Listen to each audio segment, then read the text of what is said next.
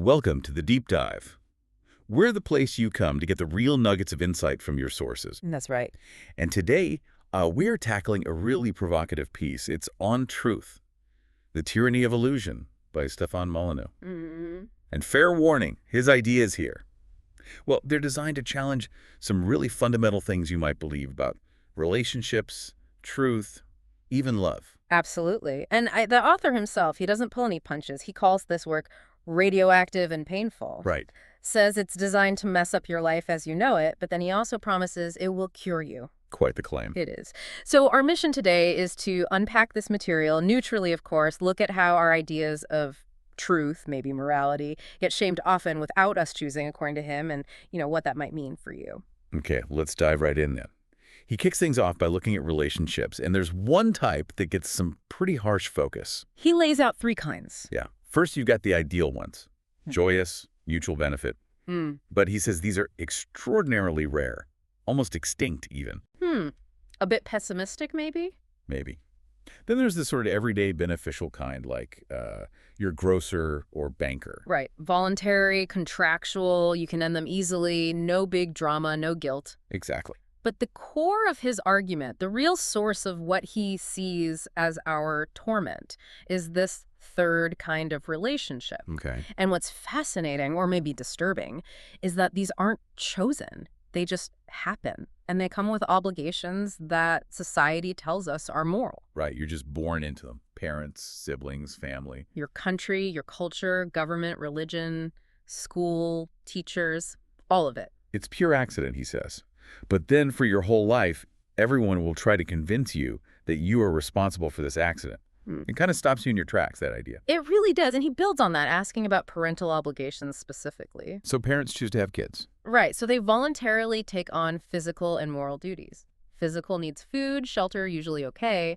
But the moral side, that's trickier. More subtle. Much more subtle.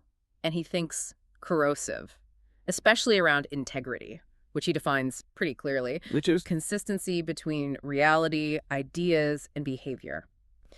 So are your actions, your beliefs, and reality all lined up? Okay, and here's where I think it gets really interesting, potentially quite challenging for people. Definitely. He claims the biggest issue for families, the root of long-term suffering, is this consistency with ideas. Meaning?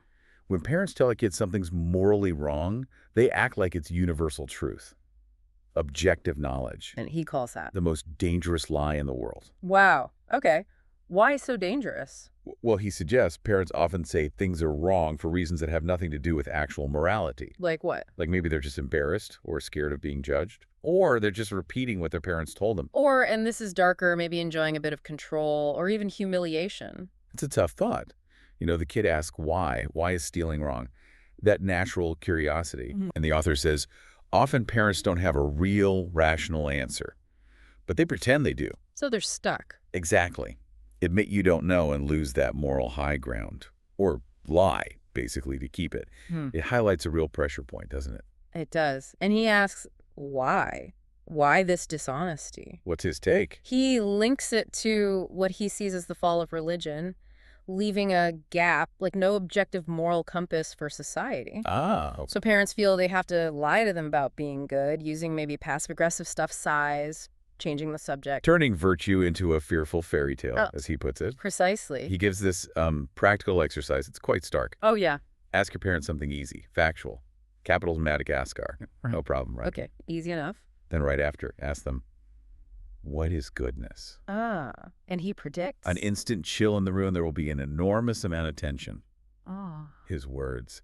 It's meant to show this deep discomfort they have.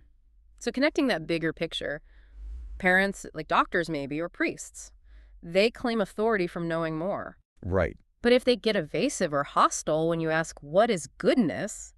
Well, he thinks that suggests they know they don't really have the answer. And they're just using morality as a tool for control. That's his interpretation. Yeah. He even compares it to, say, challenging a priest on God's existence. You might get a similar defensive, even aggressive reaction, questioning that claimed authority on truth. So, following that thread, he then widens the lens to truth itself. And says? That often, when we say truth, what we really mean is just culture.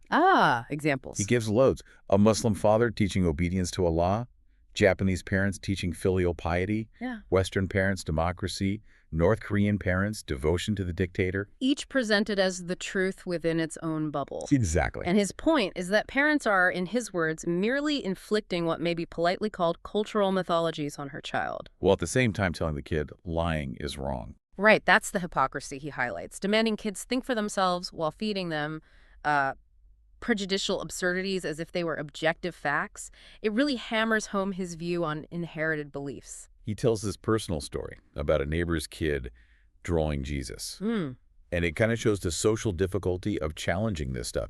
He basically praised the drawing skill. But sidestepped affirming the belief itself. Yeah, took the path of least resistance, acknowledging that telling the truth, his truth anyway, isn't easy. There are social costs. Which leads him to ask this really powerful question. Are we sort of trapped in an invisible cage of these cultural myths? How does he explain that? He uses this thought experiment. Imagine water that's sentient, self-aware, Okay. and it's poured into different shaped glasses. Each bit of water thinks its shape, the glass's shape is its own true physical shape. And it laughs at the other shapes. Exactly, laughs at the ridiculous other shapes. He says we're like that water, poured into these clear glass containers of culture. And we mistake the container's shape for our actual human nature. Yeah, that's the idea. He has another analogy too, doesn't he? The man in the meadow. Oh, right, pacing in a tiny square, maybe 10 by 10 feet. In a huge open field. But he denies there's any barrier, even though there's this invisible electric fence keeping him in. And we do that with culture, with mythology. We deny the invisible walls. That's the parallel he draws.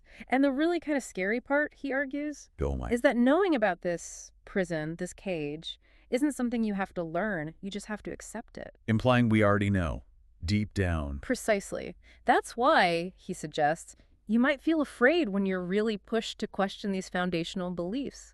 It's a kind of wisdom that makes you afraid, because it threatens those comfortable illusions. Okay, so from truth and culture, he moves on to love. And again, it's a pretty critical take. He doesn't hold back, does he? Not at all. He suggests people who claim to love us often know precious little about us and nothing at all about love itself. Ouch. Does he define love then? He does. Very specifically. Love is our involuntary response to virtue. Virtue meaning? Things like integrity, courage, wisdom, those core character strengths. So for him, love isn't just a fuzzy feeling. It's a deep recognition, almost automatic, of someone's solid character. Okay, involuntary response to virtue. So expanding on that, when people claim to love us, what's his suspicion? He thinks often they're actually attempting to create an obligation in you. An obligation? How so? He gives analogies, like a con man demanding your trust so he can use it to rob others. Okay. Or maybe a brother showing up after you wake from a coma, claiming you owe him money you don't remember borrowing, purely to create a future debt, a future obligation. It's a very cynical view of expressed affection. It is. And it leads him to say something even more stark. Which is? Love is either real and a true joy, or love is false, and the most corrupt and cowardly form of theft can be imagined. Whoa, no middle ground there. None. And true love, the real kind, it inflicts no unjust obligations. If it's genuine, he says, you feel it, without feeling burdened or indebted. Right, so that naturally makes you wonder about those big societal or religious obligations we hear about. Like, Well, phrases like, soldiers died protecting us, or Jesus died for your sins. How does he see those? in his framework, those are emotional tricks designed specifically to create an obligation in you. That wouldn't exist otherwise. In a reasonable universe, as he puts it. Exactly. He lands on this really blunt conclusion. Sacrifice, in other words, is merely demand in disguise. That's a tough interpretation of sacrifice. Very tough. Definitely challenges some deeply held cultural narratives. Okay, shifting slightly again. He talks about pain, physical versus psychological. What's the difference he highlights? Well, a toothache is just yours, right? Can't Yeah. give it to someone else. Sure. But psychological pain, he says that can be transferred, especially in relationships with a power imbalance, like parent-child. And he takes it further. Yeah, he argues people don't exploit others just because they're helpless. Instead, we make them helpless in order to exploit them.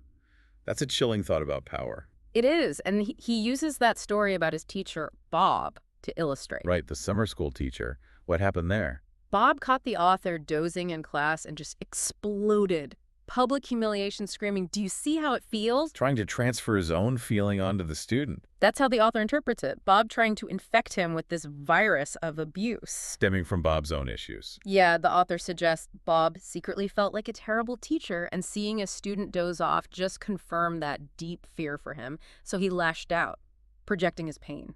And the key thing there, for the author, was Bob's lack of curiosity. He didn't ask why the student was tired. Nope, just attacked. Yeah. Chose to manage his own anxiety by making someone else feel bad. And Molyneux says that pattern, avoiding curiosity, choosing attack, is how the entire system reproduces itself, generation after generation. Which circles back to a core question. Why are we so afraid of curiosity?